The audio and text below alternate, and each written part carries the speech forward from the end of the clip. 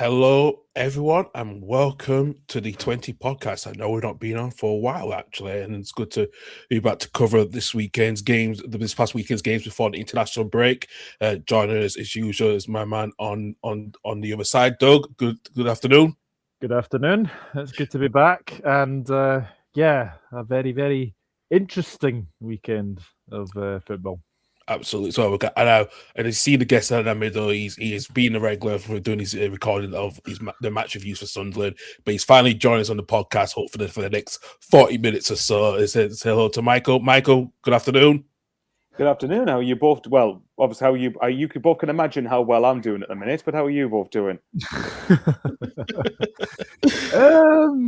I mean, apart from my two teams being absolute rubbish at the weekend, then yeah, apart from that, I'm doing all right. Been there before, so I understand your pain. Yeah, well, even though Leeds with Hearts getting a bit of nearly a late winner towards the end of the game, which we did get, and especially with Celtic dropping points, but if I wish Leeds could score, bloody score at the moment. But hey, you've extended the points gap to the bottom three by an extra point. By a point. Yeah, it's that sort. Well, we'll talk more about Leeds shortly as well too. Fair enough. But we're also going to cover on the Carabao Cup Final as well between Arsenal and Man City. We will discuss that as well too. But you see it on the down in the ticker box, and that's why we've got Michael here on today because the Black Cats are the kings of the Tyne-Wear Derby. So let's get on to that. Well, Newcastle 1, Sunderland 2. Bobby scored and the draw at 90th-minute winner to do the double over Newcastle again, which is back to back, which is quite amazing as well, too, is how that record is good. But we'll talk about Sunderland first. Michael, what a win. And you didn't perform the best in the first half, but the second half, you looked like you were more the better attacking threat than Newcastle. Newcastle were kind of sitting deep for most of that game, the second half. Oh, you talking just saying the scoreline and seeing Sunderland do the double over Newcastle. I never get tired of hearing that. Well, first, I've said this across my own channel. I've said it, and well, twice actually. I did my match review and I did a live stream last night after the game. And actually, I felt like Newcastle were the better side by a mile, in my opinion, in the first half. And a few people have thought I was being negative on that. I don't really think I was, but I feel like, obviously Alanga had two good chances that he probably arguably should be doing better with. The header when at 0-0 when Hume ball watches, in my opinion. And then the second one, which Doug might have noticed this, but obviously Liverpool target in January Getroida, I was fuming at him because he was jogging back and not keeping up with Alanga, and thankfully hits the side netting. And obviously the goal was just, I'd only combusted when we conceded that, because I was thinking, considering Newcastle's strength is generally pressing, please don't do that in the Tyne-Wear Derby. And I love Luke O'Knight a bit, but yeah, I mean, it's clear to see that. And I thought he got a lot better as the game went on, actually. But yeah, it just goes to prove there's a limit to to Luke O'Knight's ceiling. But fair play to the lads for responding. The good thing for us is that we got into halftime 1-0, because I did feel if we had to be losing at any point, but if you're losing by a goal with like 30 minutes left to go, whatever it was roughly around then we scored the equaliser, actually, on the hour mark. But I felt like it was going to be a case of Newcastle having to feel the effects of playing Barcelona on Wednesday night. And as such, that gave Sunderland an opportunity to really come out and get something from the game. I mean, I would have been happy with 1-1. I mean, obviously, I was ecstatic at the end, of course, as you can imagine, when Robbie's winner hit the back of the net pretty much in the 90th minute. But that's why I was quite happy Newcastle were playing Barcelona, because they had to play them over Barca twice, then go to Chelsea and have us over 10 days. So I think the schedule probably to some degree did catch up with Newcastle. And if I'm trying to be somewhat objective here, I think Newcastle missing Bruno Guimaraes and Sandro Tonali were a huge factor. Or at least a big enough factor that it's noticeable when you're watching the two teams. And I feel Newcastle, there was a reason I didn't want Tonali playing, and I was quite happy when I heard he was missing the game, because I felt like, yeah, we've got a chance here as long as our midfield wins the battle. But in fairness to Sunderland, we had injuries. We had Nordi Mukiele, Reynaldo, Enzo Lefebvre, Robin Roofs, Dan Ballard, all missing. We were all missing from the game. I mean, obviously, Lefebvre came on with 10 minutes to go and assisted the winner. I think Reynaldo and Mukiele might have come on in stoppage. Reynaldo came on in stoppage time. So we effectively without all of them. So I think you've got to be fair both ways. But I felt as Doug said, I think in the second half, I think we dominated the midfield. We didn't have much of the possession, and I thought we were still doing counter-attacking. But you can control a game without having much of the ball, and I felt like that's what Sunderland did quite comfortably in the second half on reflection. And I think it was crucial that the midfield just overran Nick Voltemada, Joe Linton, and what's his name, Jacob Ramsey. And on Newcastle, I still don't know how for the life of me Nick Voltemada is playing in midfield when he was signed as a forward. That just doesn't make any sense to me. And I like Eddie Howe. I think he's generally done a really good job at Newcastle. But that's one of the many things that he kept on insisting with. I mean, and I'm glad he did yesterday, because I think he would have been quite a threat up front, actually. But I just couldn't understand that. But I felt like, although technically Joe Linton, Voltemada, and Ramsey are good players, in my opinion, it's not a very balanced midfield. It lacks the tenacity, no pun intended with Tonali, but like he's able to dictate games from deep. Bruno is often a wind-up merchant, but has quality in and out of possession. And I feel like without them two, I think you could tell the midfield they just didn't know what was coming to them in the second half in particular. And I thought Xhaka showed his quality in the second half. I thought Siddiqui was much better. Diarra got a lot of stick for our defeat against Brighton, but I think personally he will become a very good player next season. And I think he was very good second half. I thought Gertruida, actually, for all I slated him in the first half, I thought was outstanding second half. I think for the whole team generally was very good second half. And what I loved about it was that Brobby, despite even not just his goal, but the fact he's bullying Botman and Byrne, and then later Malik Chow as well. Like, that's no mean feat. They're pretty good defenders. So as much as it pains me to give Newcastle credit, but they are good defenders. So, you've got to be reasonable about it. Obviously, our goal was a bit... our first goal was obviously a second phase or so from a set piece when I think it was Hume has a shot that's going towards the back post, bounces off Diarra's chest, then bounces off one of Newcastle's players and falls to Talby. I don't know who's marking him, but he's got a free effort on goal 6 yards out. And you guys know probably I went, get it! Wait, hang on. A VAR going to disallow this and I'm going to make it look like a tit here. But thankfully not the case. Obviously Newcastle took the lead with, we thought we took the lead with Chow scoring, but it's the correct decision. He's offside. Like, I don't think there's any debates about that. No. Maybe there was an incident in the first half. We might have got fortunate with Luke O'Nien not giving away a penalty, but if you watch, Dan Byrne has hold of his shirt first in the first half, so I think that's why it wasn't given, which is fair enough. But then obviously at the end, two of my mates came over, and they're both obviously big Sunderland fans, but they're not as animated as I am. And I grabbed one of them when we scored the winner, and he usually doesn't like stuff like that, but he didn't really care because that's obviously the magnitude of what this game means. And obviously until yesterday, I was still fuming about Sunderland's FA Cup defeat to Port Vale, but I think yesterday's kind of made me forget about it now. Like that was the best way to. And in general, that's the first time this season I've really been angry at Sunderland after a game. And in general, the Premier League, we've been exceptional for a promoted team. So I think to go to Newcastle, of course, do the Derby double over them, to go win in the last minute at their place. Yeah, that was the best way to sort of really make it put right the wrongs, I should say. Not necessarily make up to the fans, because generally they haven't had to do that this season, but to right the wrongs of the Port Vale defeat. You might be getting a cat coming along and shot in a minute. I don't know, because he's right next to us. But yeah, white cat, all sorts. All right, Bailey, you enjoying Sunderland's win? But yeah, like, I think what's good as well is because there was a couple of our fans going, 40 points might not be enough, even though I think that was a load of tosh. I think we were going to be safe anyway. But now surely that just puts to bed anything about remote fear of relegation. And then I was listening to one of the local journalists of the Northern Echo called Scott Wilson, who covers Newcastle, Sunderland and Middlesbrough effectively. And he was saying something about Europe's got to be considered a possibility. I'm like, oh God, are we starting with this conversation again? Yeah, for me, we don't score enough to get into the European conversation. And even if we finish where we are now, 11th or 12th even if as low as 14th, I'm still content with that this season. We've got to learn to walk before we can run. But yeah, it's, of course, anytime, as I'm sure Doug would do the same if Liverpool won away at Everton in that manner, or Man United, or Karl with Leeds at Man United, whichever way, you're going to enjoy that and milk it if you win your way your rivals in the last minute. And I guess the best thing to say is, easy 6 points, Newcastle fans said. Well, they got that right. They just didn't say they said to the wrong team.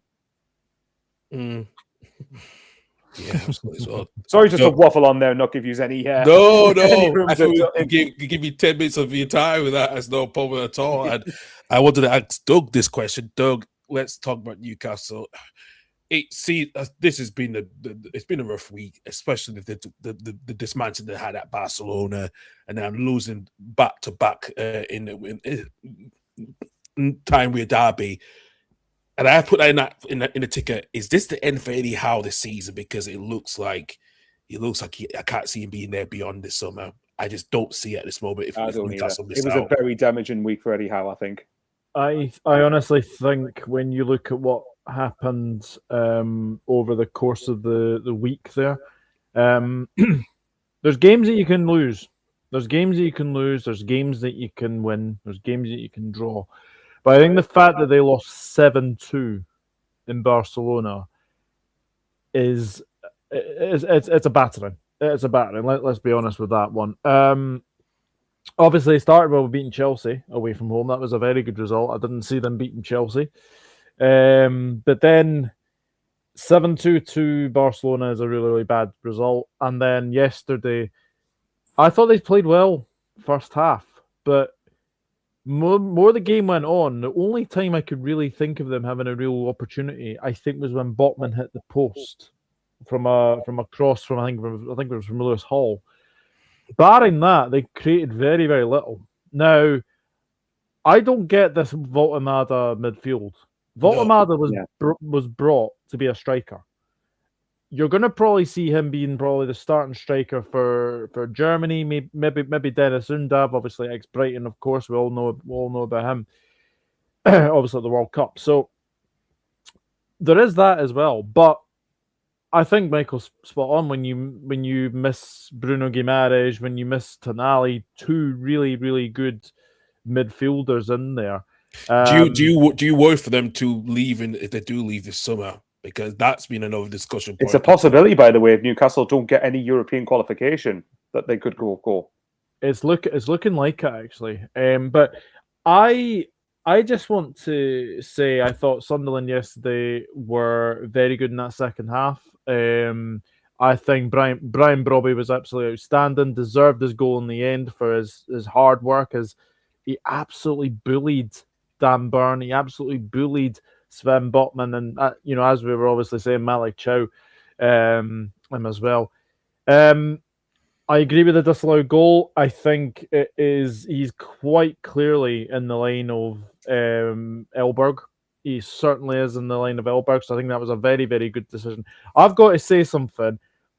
Anthony Taylor yesterday, I know he gets his critics. I thought he refereed the game really, really well yesterday. I agree.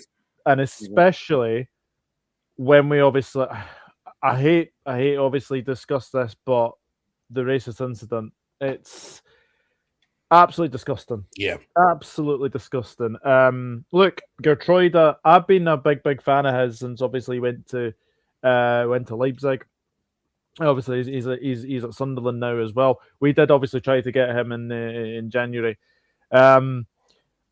I love the fact that Anthony Taylor literally came over and basically spoke to both benches first, and then obviously brought I think it's a stadium director or something like that. Yeah. Knowing that there was obviously, there was obviously something happening there. But 2026, we're getting racist. Honestly, it's absolutely disgusting.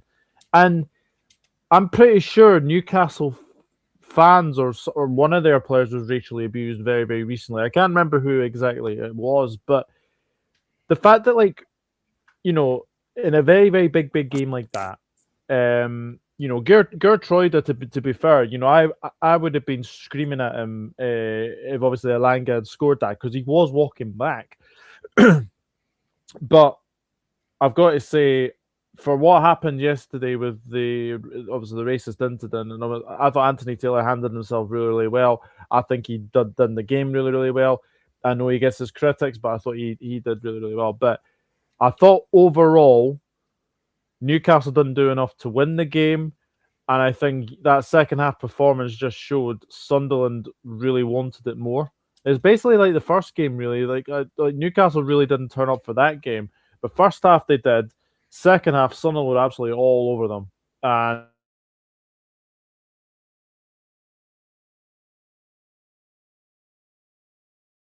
I'll just quickly jump on that if we can throw some. But I think, to be fair to Newcastle fans, I will say that the sensible, the ones that, we got two dogs there for a moment.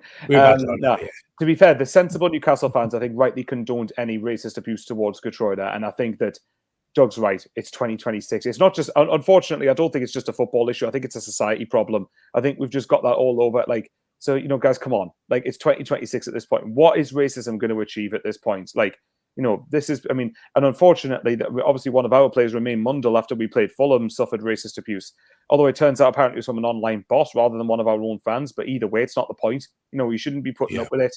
And I bet it wouldn't surprise me if those who committed this offence were basically doing it from behind us, even if it wasn't at the game, it was behind a screen and a conveniently anonymous account to avoid accountability. But I agree with them. I agree with Doug on all fronts. And actually, quickly on Anthony Taylor, because I'm someone who does slate referees quite a lot because I think they get a free pass in terms of getting criticism. But I have to say, I did think Anthony Taylor, a couple of times he bought too many little free kicks for my liking, but in general got the big decisions right. And I think, so I've got to be fair here. Yeah, I thought he did have a very good game. And compared to some of the refs we've had recently, particularly one by an Australian guy called Jared Gillett, I thought that Anthony Taylor, I think, has actually been pretty good yesterday. Yeah, absolutely so.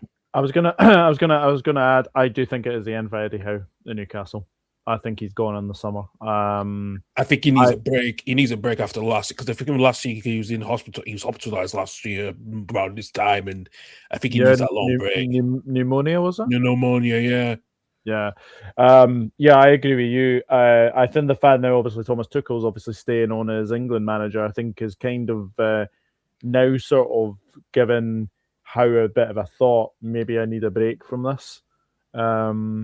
Because quite clearly, Newcastle fans have definitely turned after yesterday.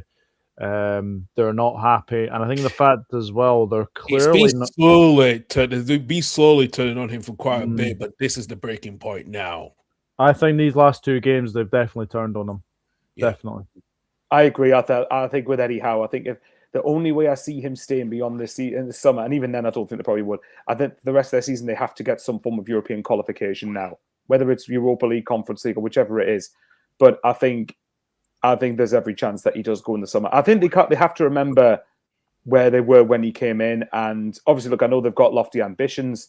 I think personally they need to rein their expectations in just a little bit, because they're not going to, if they're expecting to compete with the likes of Arsenal, City, and even last season Liverpool, I think they need to sort of remember that those clubs are always going to be a bigger attraction than them because of the current financial.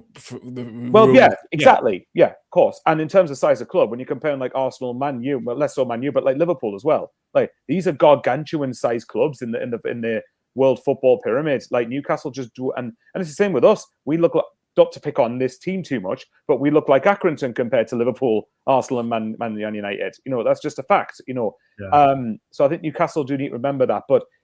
He obviously won them their first major trophy for 70 years, annoyingly. But he did win them their first major trophy. And I'm not one of those that subscribes to the Carabao Cups and Mickey Mouse Trophy. I'd love to see Sunderland win that.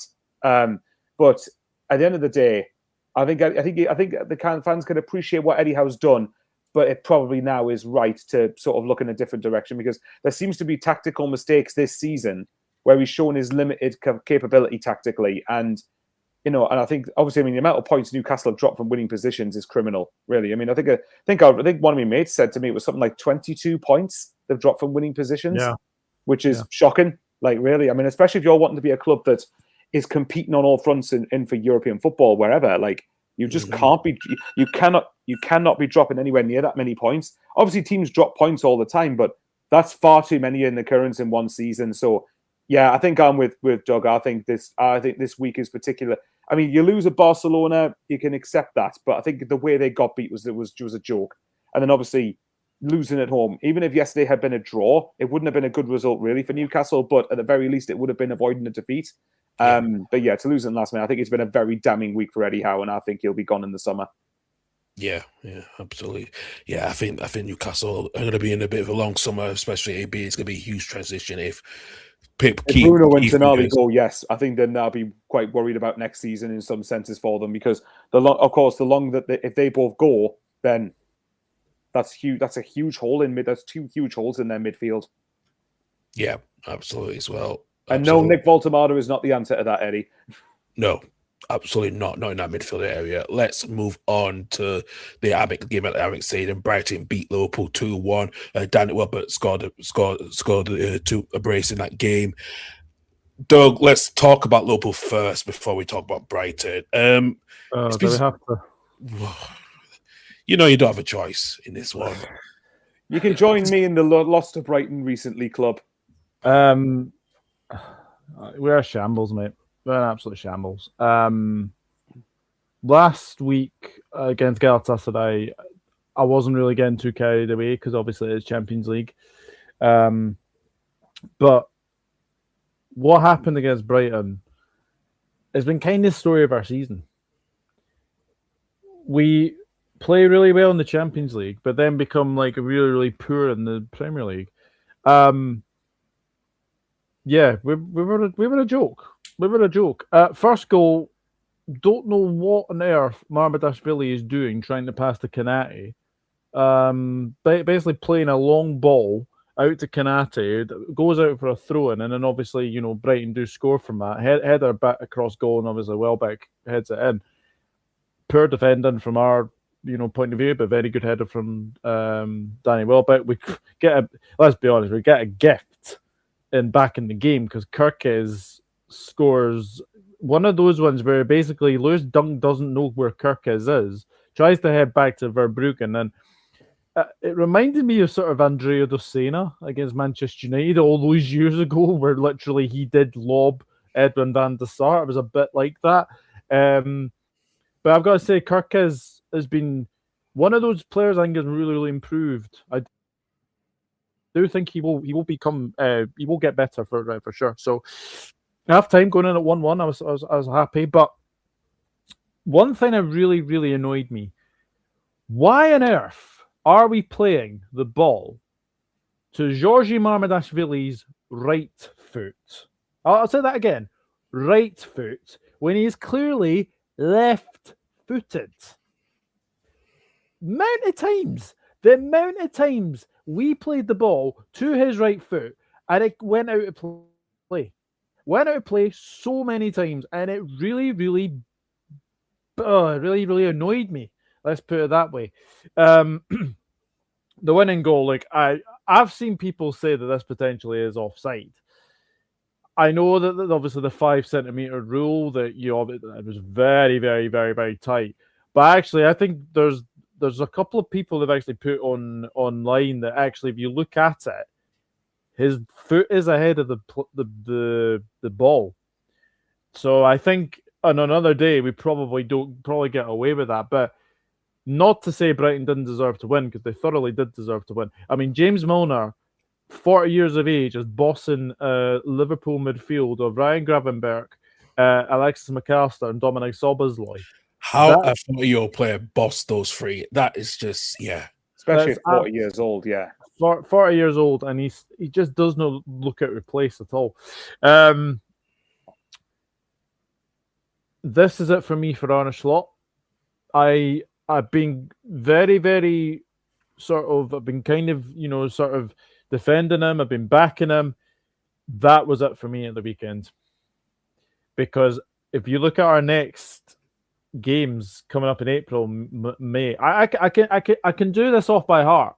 So, Manchester City in the FA Cup, PSG away, Fulham at home, PSG at home, Crystal Palace at home, Man United away, Chelsea at home. There is no way he is surviving this. I can say that now. If he survives the end of the season, then fair play. Fair play. But not sure how many points we get out of those games. I'm not sure how many we win as well. His tactics are all over the place. And as well, Hugo Ekiteke goes down with a dead leg. He brings on Curtis Jones. When you have Federico Chiesa and you have Rio Ingamoa on the bench, you plunk for Curtis Jones, who again was shocking. He was shocking when he came on last week. Honestly, I'm at a loss for words right now with what is going on. I mean, there's been talk, obviously, Richard Hughes is potentially going to Al Hilal. Michael Edwards, apparently the sort of the multi-club ownership that he came in for FSG. That's not happening now. Will he stay? Behind? I'm not so sure. And then you've also got the manager, who is obviously going, I think, back home to obviously see his family. He was at Feyenoord Ajax last night. He has been on with the Ajax job as well. And Mr. Jurgen Klopp is actually coming back for the Legends game this weekend, which I'm going to. So what does that say completely there? What does that say completely? Because you saying that you might have to get him back, even if you know he's retired, you say he will come out of retirement if it's Liverpool? I don't think he would come back to manage us, but director of football, absolutely. I think he would come back. Especially we got to deal with Red Bull to get him off, to get him the release clause. That's going to be the huge questionable. Yeah, absolutely. But I think if you were given the chance of basically Red Bull or Liverpool Football Club, then it'd be Liverpool. Look, the thing is, Jurgen Klopp came in, everyone took to him. I'm not so sure Arne Slot has been the same. I don't think he's kind of got the same sort of passion with the fans, and I think the fans are slowly turning. That's 4 wins in 13 games in our last 13 as well. It's not been great. The form I would say since January has been very, very poor, very, very inconsistent. And look, who knows what will happen? But fair play to Brighton, absolutely deserved win. I find it astonishing that people are actually questioning Fabian Hürzeler. I am absolutely amazed at that, because I think that's 4 wins out of their last 5 games in all comps as well. Very good turnaround, I've got to say, for Fabian Hürzeler. But for us, that was a shocker. That was a shocker of the weekend. Absolutely shocking. Listen, Michael for Brighton, Danny Welbeck scoring again in the game. He's now double his figure now. Should he have been recalled into the England squad ahead of Dominic Calvert-Lewin, for example? It's a good question, because I think Dominic Calvert-Lewin's recall into the England squad's been deserved over the course of the season. I've been very impressed with him when he's played for Leeds. And obviously he finished off an amazing team goal that you guys scored against us at the Stadium of Light. But yeah, with Welbeck, I rate Welbeck. I still think how old is he now? 34? 35. Yeah. The fact he's still playing at Premier League football at his age suggests to me that he looks after himself incredibly well. He goes through a good regime, a good system where he's able to just keep his body in check and still play at Premier League level. There's an argument for it. And certainly, I think if you're looking for England's strike force, apart from Harry Kane, obviously, who's probably going to be the main man in the World Cup this summer, there's not really anyone else for me who stands out as someone who could be second or third choice, apart from maybe Calvert-Lewin and Welbeck at the moment. Obviously, you've got Ollie Watkins in there, but he's not exactly had the best season for Aston Villa. So it remains to be seen. But I agree quickly on Doug for Brighton. That's a sensational win for them, because it could put, if I'm going to be talking if the questions are being asked about us being in European conversation, which I don't think we will be, but Brighton are 1 point ahead of us. They've got to be surely looked into this, because they're only 2 points off 7th. And if you want to even go further than that, they are 5 points off 6th. So, so it says something about how Hürzeler's obviously had a bit of question marks over him. I think it's because Brighton probably are at the point where they'd like to start more regularly challenging the top 7, top 8, but got to realise how difficult that is to do week in, week out in the Premier League. That's the level I want us to get to in the longer run. But that's hard. That is hard. The Premier League is the hardest league in the world, I would argue. So I think with Brighton, hello mate. I think when it comes to Guinness is going to join in the fun apparently. But for Brighton, what was that? 4 wins in their last 5. It just goes to show how a good run of form can catapult you up the Premier League. But I think there's a conversation for Brighton certainly to try and challenge for European places, and the form that they're in now, what's to stop them from doing it? But to answer your question on Welbeck, I'd recall him as so if you're talking about this summer, then I don't think there's any complaints with having him as part of the squad. He'd be a pretty good impact player off the bench, I think. But Calvert-Lewin deserves his call-up, in my opinion, at the same time. Yeah, absolutely as well. They both deserve the call completely as well. We'll take a little bit of a break from the Premier League. Let's discuss about the Carabao Cup final where Arsenal and Man City played yesterday. Man City winning 2-0 against Arsenal, but won the Nico O'Reilly with the brace as well to win City their 9th EFL Cup title as well. And I have to say, let's start off with Arsenal, guys. Did Arteta get pretty much certain tactics wrong completely? Yes. I thought they were a joke yesterday. You're parking the bus in a cup final. Absolute shocking. Kepa and Wembley don't go together. Nope. I mean, Savage. That's what three times in a row now. Yeah. The Sarri incident, the missed penalty that gave Liverpool the Carabao Cup, and then yesterday, that's an absolute howler. That is an absolute howler. What is he thinking?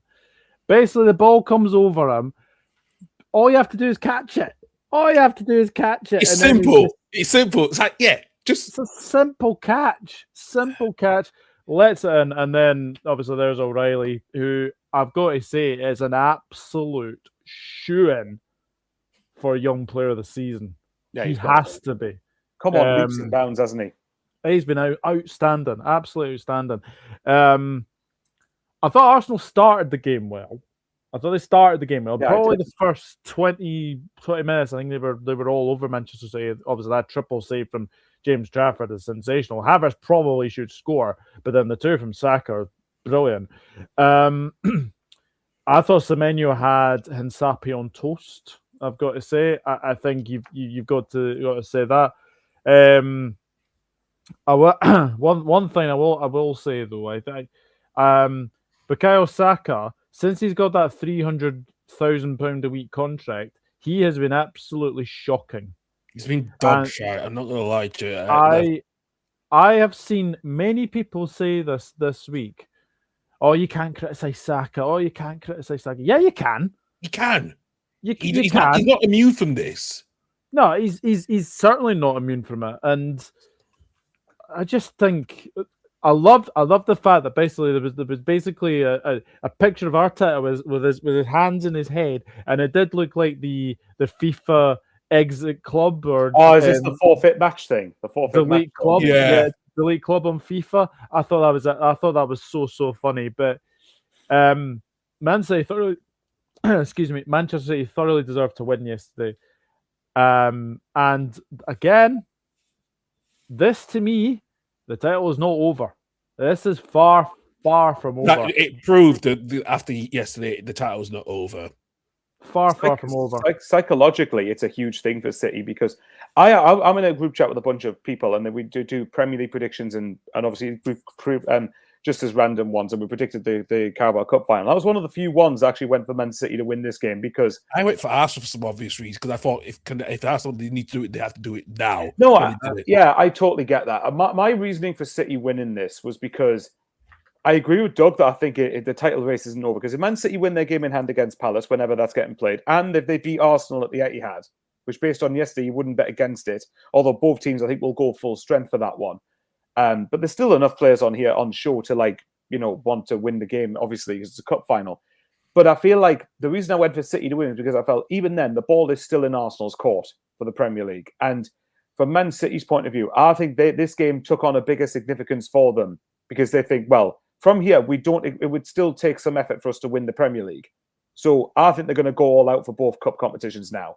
So I think they're going to go out for the Carabao Cup and the FA Cup. And what I felt yesterday, Man City in the second half in particular, I think you've got to give credit them for. They showed their experience and maturity to win this game. Obviously, O'Reilly, of course, he's obviously a kid and has come through and has scored a double. But I just felt Man City were very assured second half. I don't know what you guys think, but I felt like Arsenal, for me, obviously they won the FA Cup under Arteta 6 years ago. But for me, they showed their naivety in this game about the know-how to get over the line and to win in a major pressurized situation in the final. Yeah. And although this trophy obviously isn't as big as the Prem, it's the first domestic silverware on offer for the season. And I just felt with City, like I said, it took on a bigger significance, saying that, okay, if we're not going to win the Prem, win both cups at least, and then you've got 2 trophies added to the cabinet.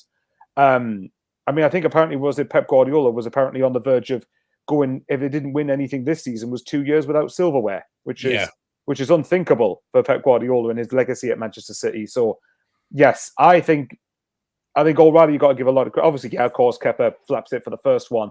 But I think obviously O'Reilly, you got to give credit for being the right place, right time, being the difference maker. And I think you've got to credit Trafford, like Doug alluded to, the saves he made in the first half. Because I thought Arsenal in the first half, I would say, were the better side, or at least in the first 25, 30 minutes. Just chuck the cat over, and you'll probably come back in about 20 seconds. But regardless of that, though, yeah, I think Trafford, I feel for him a little bit because he's an understudy to Gingy Donnarumma. Like he's not going to get the first. It wasn't the first choice, but then Donnarumma comes and Well, didn't Trafford sign before Donnarumma as well? Yeah, that's the thing. So, but for this game, I mean, to make you've got to make what way to make an impact for you. So, from Man City's point of view, it was vital, I think, to win this. And even if they don't win, but even then, when we're talking about the Premier League, though, like I think psychologically, it might have said to Arsenal, like Doug said, we're not giving this up without a fight. So. Let's wait and see. When you've got Man City chasing you down, it's going to be a fascinating contest. And I can't wait for the game at the Etihad Stadium when they play each other in a month's time or in 4 weeks' time. That's going to be, watch it be a crap 0-0 now. But but to be fair, for Arsenal's point of view, I think they need to show that level of maturity at the Etihad that I felt they were lacking in the second half yesterday. Yeah, absolutely. They do as well too. Michael, we're going to let you go. Thank you very much for joining us. I would much rather sit here and talk all the rest of the Prem with you, but unfortunately I have to go. As Doug's finished his graft, I've got to go and start mine shortly. So exactly. Thanks for having me on. Thanks for having me on, guys. Always a pleasure to talk about beating Newcastle. And yeah, take care, guys. Enjoy the rest of the show. Thank you, Michael. Appreciate that. Take care. Take care, buddy. Thank you, Michael, for joining us as well. So, Doug, let's get back onto the Premier League and let's start off. We're going to start off on Saturday night with what happened with Chelsea, with losing 3-0 at Everton. What a brace from Beto, and then he's getting the third goal. Let's talk about Chelsea. This question needs to be asked about Levy Senior at this particular time. Only 10 wins, 8 defeats, and 2 draws since he joined. That's not a good. That's abysmal at the moment for Chelsea at the moment. Yeah, I mean, I'll start with Everton. I thought they were absolutely outstanding in this game, to a T. I mean, Beto's first goal was fantastic. He basically gets ahead of Sanchez and he manages to lob over him. The second goal is an absolute howler from Robert Sanchez. He literally just lets it go through his body, and basically it goes into the back of the net. And then Ndiaye scores a wonderful goal as well. Chelsea again. It's not been a very good week. We're obviously talking about Newcastle's week. It's not been a very good week for Chelsea. I doubt if he's in charge next season. Their senior. I'd be very, very amazed. It's almost that kind of thing that Chelsea have obviously got rid of Maresca, and obviously brought in Rosignol from obviously Strasbourg. Yeah, I believe that Strasbourg and Chelsea fans are joining forces together at the protest as well, and his questions about with the transfer strategy, when you buy young experienced players are not mature enough to try to play teams like, yes, you beat Barcelona 3-0 in the league stage of the Champions League, but it's when you play against like PSG. There's no experience of that older player, to wrap around the shoulder young player and say, "Look, this is what we have to do." There's none of that. Yeah. No, there's certainly not, and I think many United fans will be happy to see the back of Garnacho because I don't think he's been really pulling up trees since he came to Chelsea. They've spent £2 billion, but what? On what? Yeah, that's the thing. Robert Sanchez to me is the equivalent of, you remember when Simon Mignolet was at Liverpool? Yeah. Everyone was saying then he wasn't a title-winning goalkeeper. Robert Sanchez was third choice at Brighton, and Chelsea go out and buy Robert Sanchez. Look, obviously, Robert Sanchez was a good goalkeeper at Brighton, but the fact that he was third choice and then Chelsea decided to buy him, I thought was very, very, very strange in the first place. But I think there is question marks about Chelsea. I honestly do. I didn't see that result coming 3-0. No. I didn't see them losing 3-0. I thought they would probably lose this game because of obviously the sort of the game against PSG where they were absolutely really blown away. But yeah, this is the thing now. Everton are only 3 points behind Liverpool. And they could easily be above us by the time we next play. So that is incredible when you think of that. But fair play to Everton. 3-0 against Chelsea is a very, very good result. But I do think there is question marks over Liam Rosenior. Yeah, huge questions as well, especially when you give him a long 8-year contract. What is Chelsea thinking of, and especially who are they going to get in? Because the number question is, I don't know. I think there's something in, if they don't get into you, Chelsea, they're in financial trouble. Especially they have to sell some players because they were fined by the Premier League just last week, even after the illegal payments on the Roman Abramovich, even with Chelsea did comply. But now this will be a dramatic effect as well on them as well too if they don't make the Champions League this season. Yeah, 100%. It's I think when you look at this week as well, it's not been a very good week for Liverpool. It's not been a very good week for Chelsea. So, big question marks I think as well. It doesn't. I mean, Chelsea. I think they've got Manchester City coming up very soon in the league. That's not going to be easy at all. Actually, am I right in saying this? Chelsea got both the Manchester clubs coming up. Yes, both at Stamford Bridge. Yep. Those two games could determine where they finish. I think. I honestly don't think when I look at sort of Chelsea's fixtures, I think Chelsea got the hardest games out of the sort of the top 4, top 5 chasing pack, I would say. I do think that they've got really, really interesting games coming up as well, and it's whether or not Rosenior is obviously still there by those 2 games, but Chelsea are a mess. Let's be honest. That was a really, really bad day at the office for them, and they've had one too many of them this season, unfortunately. Yeah, absolutely as well. Yeah, I agree with that one as well. Let's move on to the Friday night's game between Bournemouth and Manchester United. Both teams finished 2-2 apiece, but we had to talk about the controversial about VAR, not giving a decision when Ahmed Diallo was fouled in a penalty, and Man should have second penalty, which led up to the build-up to Ryan Christie get the equaliser. Again, PGML have admitted that that decision should have been a penalty, and it should have been looked at and been overturned to be a penalty. Again, it's like the referees here across England are over relying too much of VAR compared to most of the other European countries. I think it is less lenient on it now because I think when I remember watching the Milan derby, the referee said with the fouls or the stuff, we'll play it on. They were very, and this is what we're still having problems with at the moment, especially on Friday night. That's an absolute joke. It's a Stonewall penalty, first of all, and Ahmad. He's got the ball. Trafford has nowhere near to get the ball. Yeah, so it's a penalty. But obviously Fernandes probably puts that in the net. It's probably 2-0. It's probably a completely different game as well.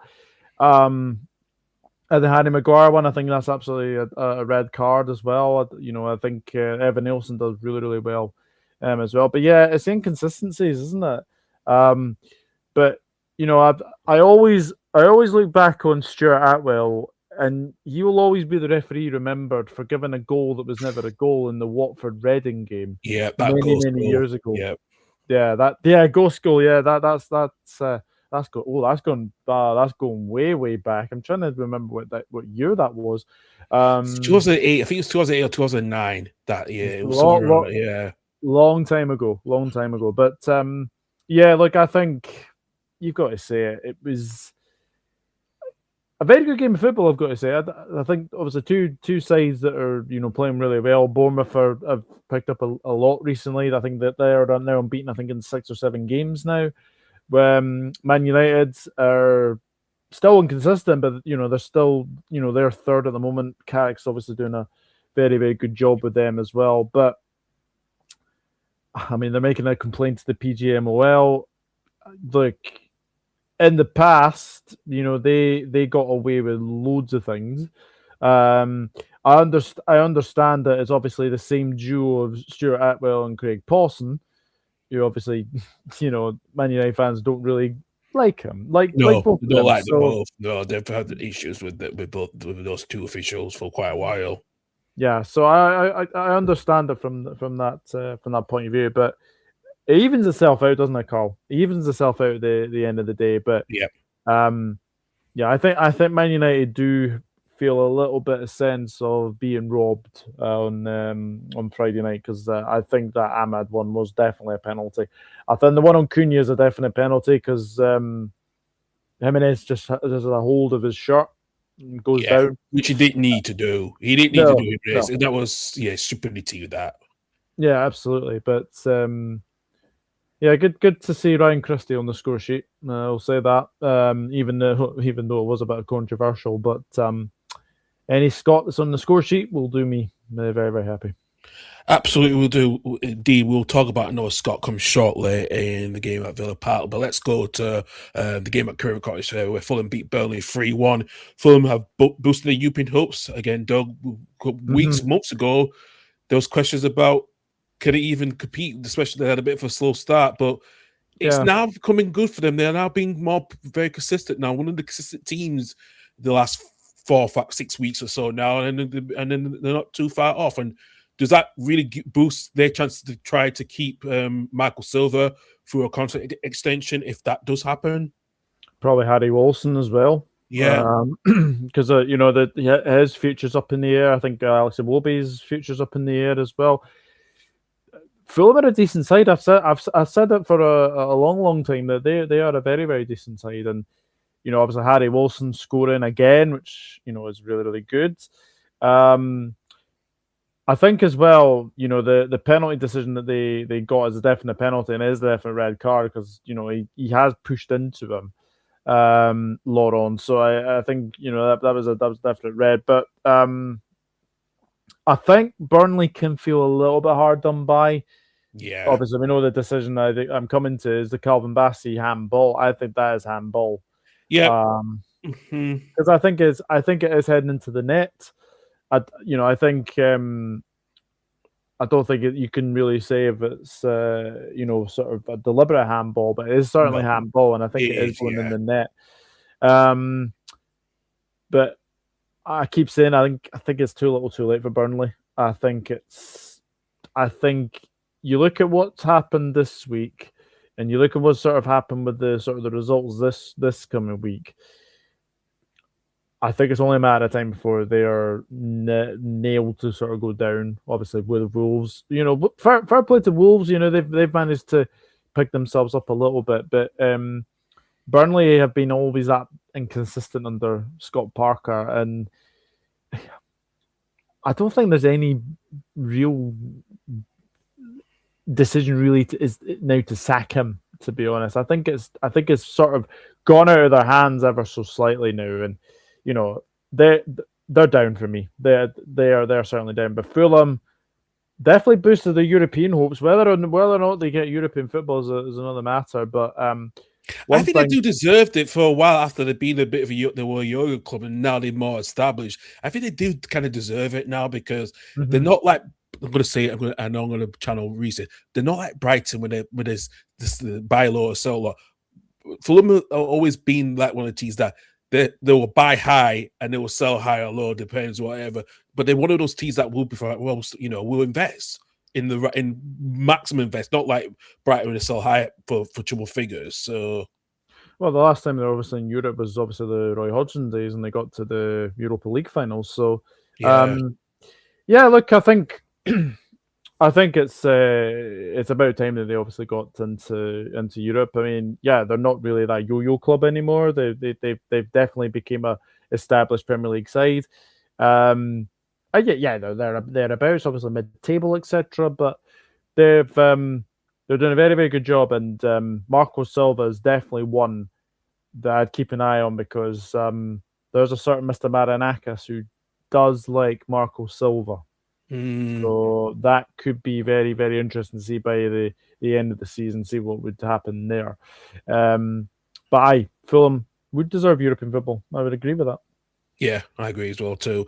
Let's move on to Super John McGinn and him getting the first goal for Aston Villa. That they beat West Ham 2-0. Ollie Watkins getting the second goal.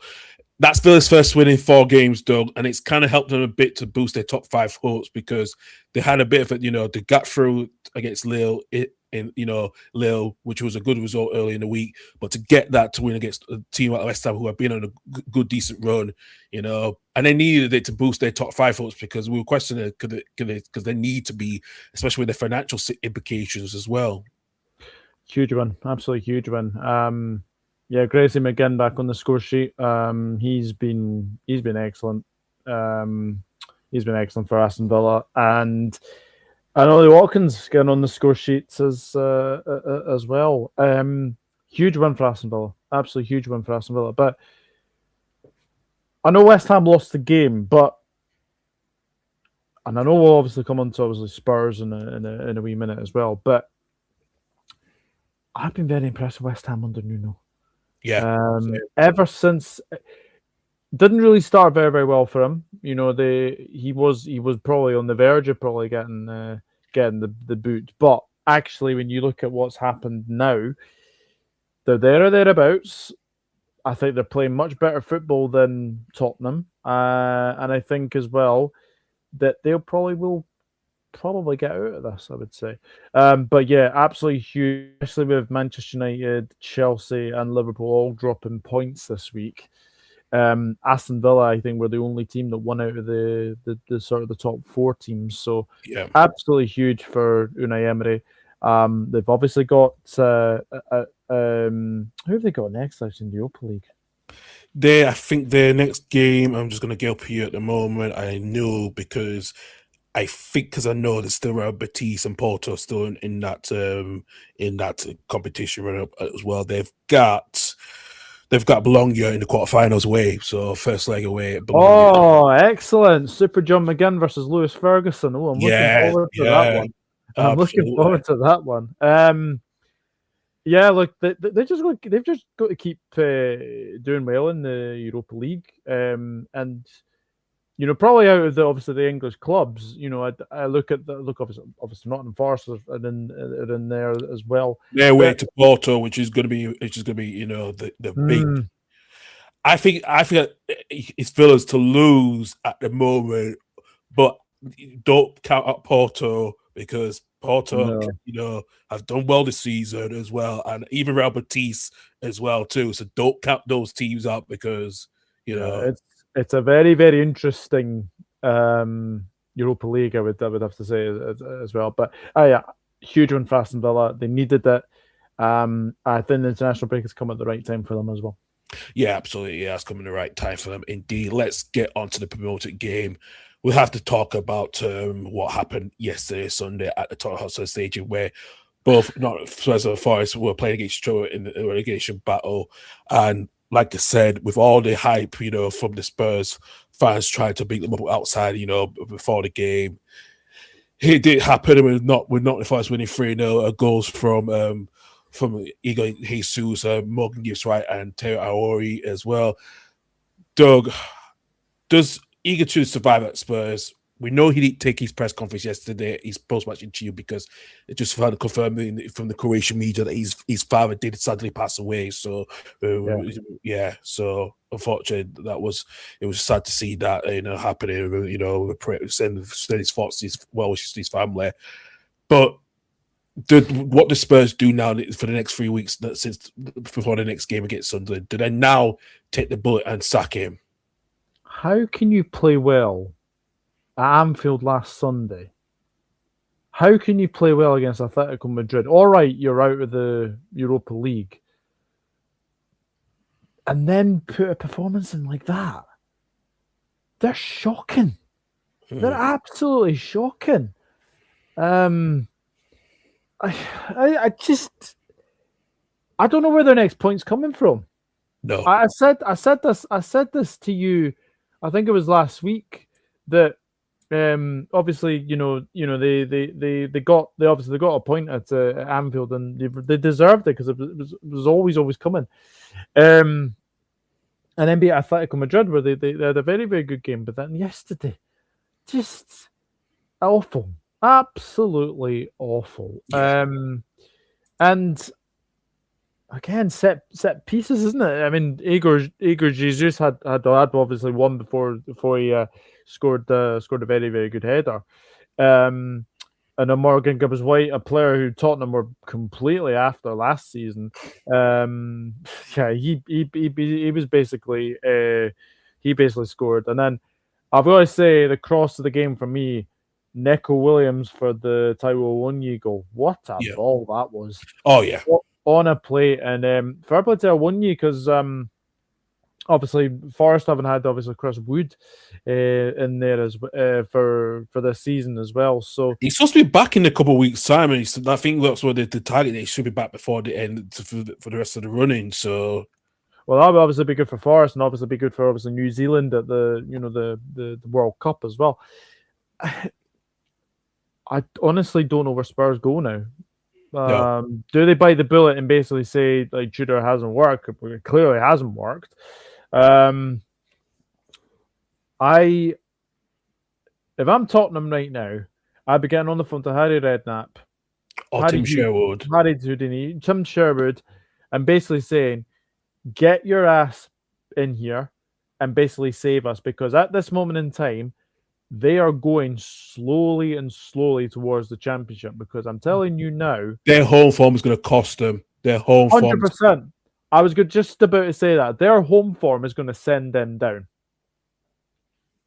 Yeah, that home form is going to cost them because they're still not won in 2026 in the Premier League, and I just should they stuck with Thomas Frank? I don't know.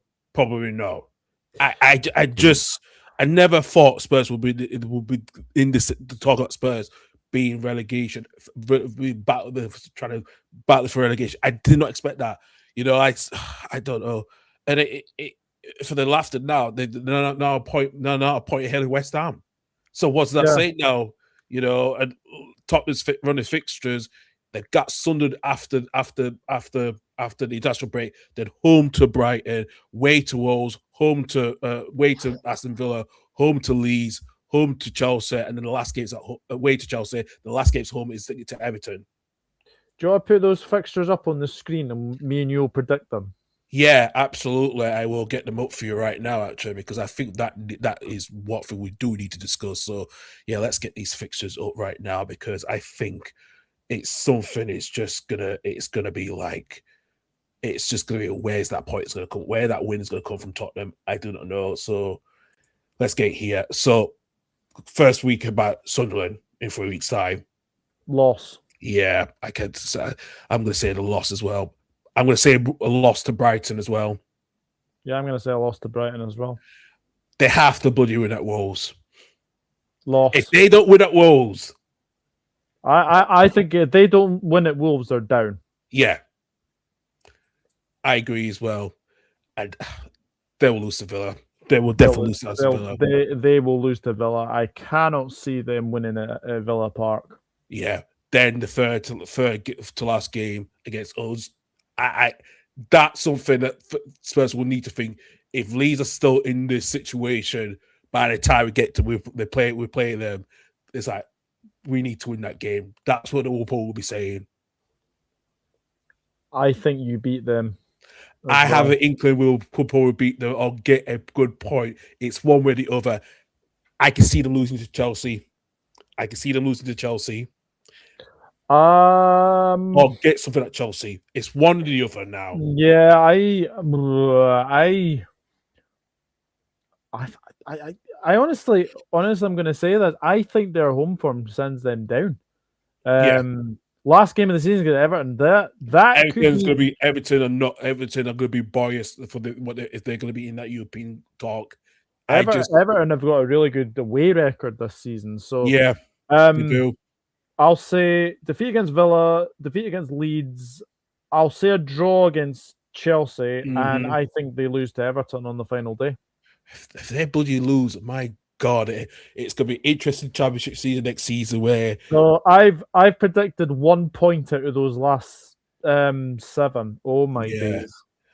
Oh my God, it's crazy. We talk about Spurs going down, where they might be going to bloody Stockport and Lincoln next season if they get promoted. My God, I never thought I would say that in my lifetime, but yeah, just to let you know, guys, please do give us your thoughts about obviously the situation at Tottenham. Let us know if you think they are going down, because for me, I think they're gone.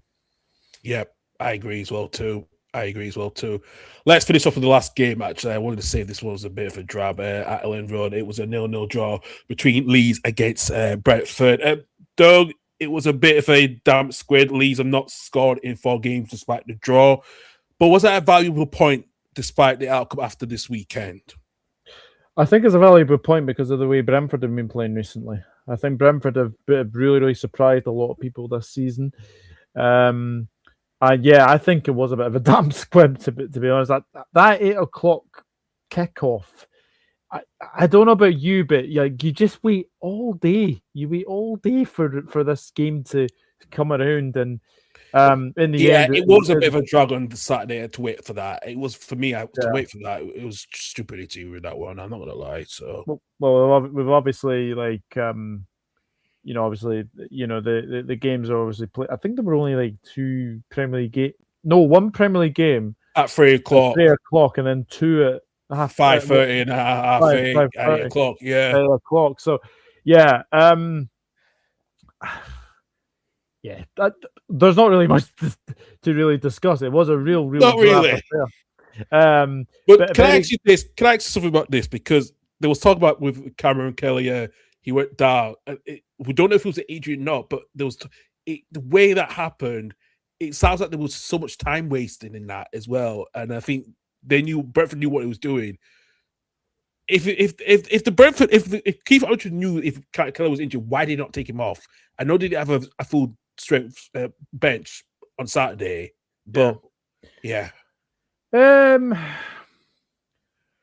feel sorry for the referee in that instance, because if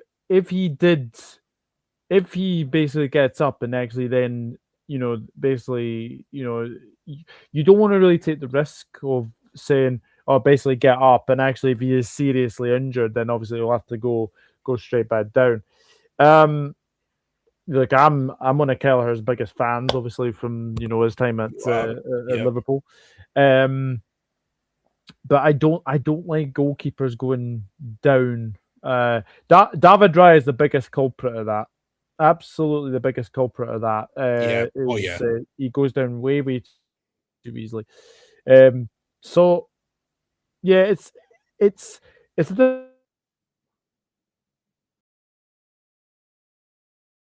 Oops, Doug. Hopefully we'll still get you there. Hopefully you're not being still on the stream. Hopefully we'll get you a bit to what we finished off as well. But yeah, it was a bit of a damp squid with that one, and unfortunately, there was nothing much for Leeds that they could do. They could have done better with that, but it's a hard one for me to say with that one. So hopefully we'll try to get Doug back on as soon as the second. Just try to get him back on and see if we can.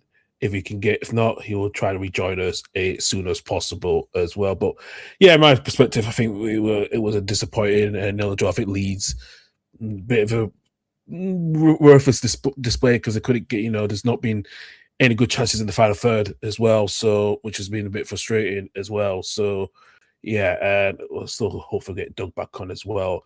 Hopefully if I just kick him out and bring him back on, he should actually get him back on soon. So yeah, hopefully we'll get him back on as well. So, but no, it was quite a bit of a tough, bit of a disappointed draw for Leeds, but at least it's another good point as well. Close to the safety, we should have Doug back on. There you're back on, Doug's, as you were saying. Yeah, as I was saying, I don't like when goalkeepers go down very, very easily. So yeah. Yeah, absolutely as well. Yeah. Well, Doug, we've finished off getting all through all the fixtures as well. So let's bring up the table in as well. You can have it. You can, because I don't much of the talking. I'll let you can do the table with the Premier League standings as well. So take it away. Of course. If we go to the Premier League, well, obviously Arsenal, Manchester City were playing in the Carabao Cup, so they were obviously playing. But Manchester United stay third, despite drop points against Bournemouth. Aston Villa move up to 54 points, and now a point behind Manchester United. Liverpool still in fifth place, despite that 2-1 defeat to Brighton. Chelsea currently in sixth. And Everton seem to be the biggest claimers at the moment. They move up to 8th. Brentford are still in 7th. Fulham up to 44. Brighton up to 43. Sunderland up to 43. And now Newcastle falling a place into 12th place. Bournemouth with that 2-2 draw against Manchester United are now 13th. Palace didn't play. Leeds have gone a point clearer of the relegation zone. Nottingham Forest, big climbers. They go above Tottenham, who are in big, big trouble. And the bottom three, West Ham on 29, Burnley on 20, and Wolves on 17. Absolutely. Thank you for that. Thank you for everyone for watching in, and please as well. You've noticed on the Total Leaving Home Football Pod channel that we have gone through some graphic changes. You might see as well on the 20 podcast where we should have a new intro and outro probably after the Easter break as well. So keep an eye on that as well as do some refreshing graphics as well. But please subscribe to both of our channels as well, which we really appreciate that as well too. And also that helps both of our contents to try to get more people as well, especially because we're now coming to Easter break. There's no more shows from my end to do over the next couple weeks, but I might upload a video that myself and Rose did. We did our one-to-one chat like he did to me a few years ago. He wanted to chat about how with Andy Rogers likes growing up, his life, what he does now. So that keep an eye on that should come up this week. But yeah, no more football stuff for the next fortnight, and we'll be back on with the Saturday show in 2 weeks' time at half 11, and then with the EFL Championship review as well the following day on Sunday evening as well too. Yep, absolutely. Again, nothing from me, obviously. Because there's always international break. But yeah, keep an eye out. There may be some World Cup content coming very, very soon. So yeah, keep an eye on that. Absolutely as well. Doug, it's been a pleasure. Thank you very always, and also thank you to Michael as well too for joining us as well to talk about Sunderland as well, a couple of games with us as well. So yeah, like I said, we'll see you guys with the 20 process in the near future. Hopefully we'll be back after the international break as well. But all you have a good Easter weekend and take care for now. It's goodbye from me, and it's goodbye from Doug. Bye. Bye.